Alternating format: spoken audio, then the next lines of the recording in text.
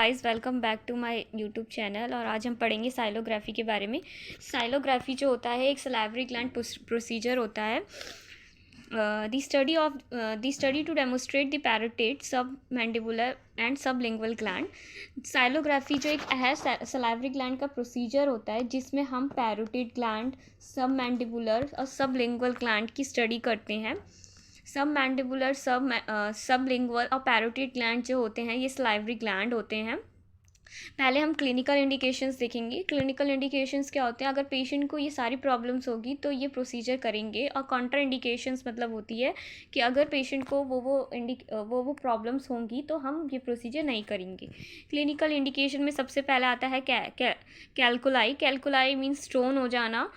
Chronic inflammatory disease, कोई inflammation हो जाना मीन्स स्वेलोइंग हो जाना सलाइवरी ग्लैंड में, मास एंड लीजन हो जाना, पेनिट्रेटिंग इंजरी हो जाना, and then fistula. Fistula means unwanted opening हो जाना, दो ऑर्गन्स के बीच में अनवांटेड ओपनिंग हो जाती है तो उसे हम फिस्टुला कहते हैं। स्ट्रिंक्चर हो जाना मीन्स नैरोइंग हो जाना। ऑब्स्ट्रक्शन मीन्स अगर कोई भी रुकावट हो गई उसमें तो। ट्यूमर बोथ बिनाइन और मेलिग्नेंट दोनों हो सकता है। सलाइवरी ग्लैंड इन्फेक्शन हो जाना, अगर सलाइवरी ग्लैंड अगर उसमें इन्फेक्शन हो गया है तो करते हैं ये प्रोसीजर।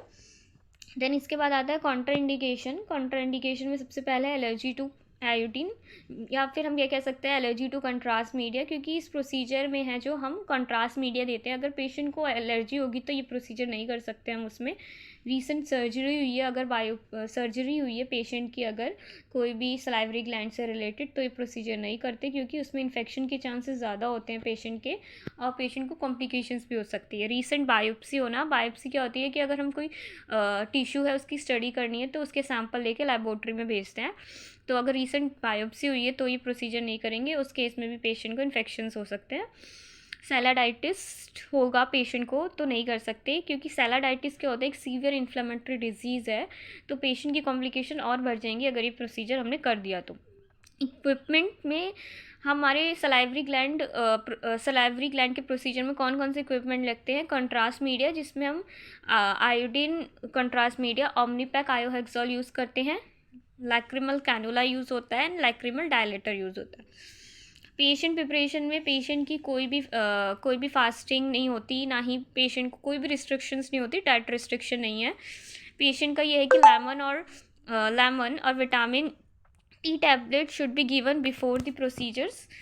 इसमें क्या होता है कि पेशेंट के हमें सलाइवा सिक्रीशन देखना है, तो इसमें लेमन और विटामिन सी की टैबलेट देते हैं पेशेंट को प्रोसीजर से पहले, तो हम ये देख सकेंगे कि सलाइवरी ग्लैंड जो है उनका हमारा सलाइवरी ग्लैंड का फंक्शन क्या होता है? सलाइवा को प्रोड्यूस करना। तो अगर सलाइवा प्रोड्यूस होगा तो इट मीन्स कि हमारा सलाइवरी ग्लैंड अच्छे से वर्क कर रहा है, तो इसीलिए विटामिन सी और लेमन दिया जाता है प्रोसीजर से पहले। Removal of the false teeth if any means जो पेशेंट नकली दांत लगाता है उसको हमें प्रोसीजर से पहले निकलवाना होता है, क्योंकि उससे आर्टिफैक्ट हो सकता है इसीलिए। लोकेटेड डक्ट ओपनिंग मतलब कि हमारा पैरोटिड ग्लैंड है सब मैंडिबुलर या सब लिंगुअल, वो कहाँ ओपन होते हैं, तो जो पैरोटिड डक्ट की ओपनिंग होगी उसी में हम अपना कैनुला फिक्स करेंगे। देन इसके बाद कंट्रास्ट मीडिया देंगे और हम फ्लोरोस्कोपी से उसको लाइव इमेज देखेंगे।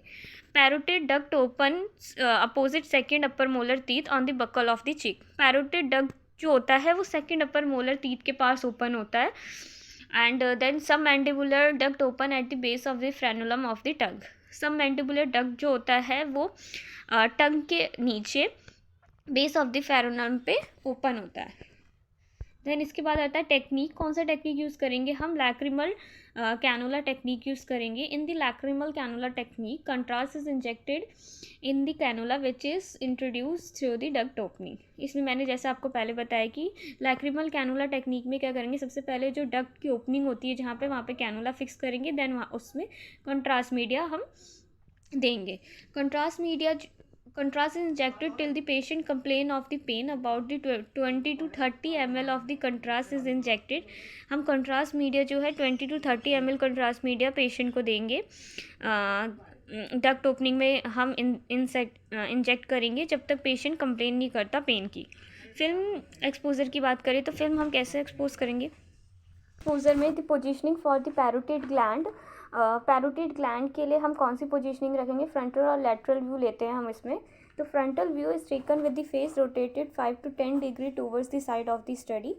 जैसे हमारे पैरोटिड ग्लैंड है, तो अगर हमें राइट पैरोटिड ग्लैंड की स्टडी करनी है तो हमारा जो फेस है वो towards the right side, means 5 to 10 degree हम राइट साइड को रोटेट करेंगे फ्रंटल व्यू में। And then lateral view is taken with the 20 to 30 degree head rotated. अगर लैटरल की स्टडी है तो जिस साइड जो हमारा साइड होगा पार्ट ऑफ इंटरेस्ट, जैसे राइट साइड है तो जो हमारा हेड है वो 20 to 30 डिग्री उस साइड को रोटेट कराएंगे। Then positioning for the submandibular gland, submandibular gland के लिए हम लेटरल व्यू ही लेते हैं। Lateral view is taken with the 20 to 30 degree cranial tube tilted. Lateral view में क्या करेंगे, 20 to 30 डिग्री क्रेनियली ट्यूब को टिल्ट करेंगे। क्रेनियल मतलब टूवर्ड्स द हेड, हम 15 to 30 डिग्री ट्यूब को रोटेट करेंगे। Note, film are taken during injection. The catheter is left in the place till the total filming is ensured. इसका मतलब ये हुआ कि जब तक हम फिल्मिंग नहीं ले लेते, हमारी पूरी फिल्मिंग नहीं हो जाती, हमारा जो कैथेटर है वो डक्ट ओपनिंग में ही रहेगा। जब हम पूरी फिल्मिंग ले लेंगे देन इसके बाद कैथेटर को हम निकाल देंगे।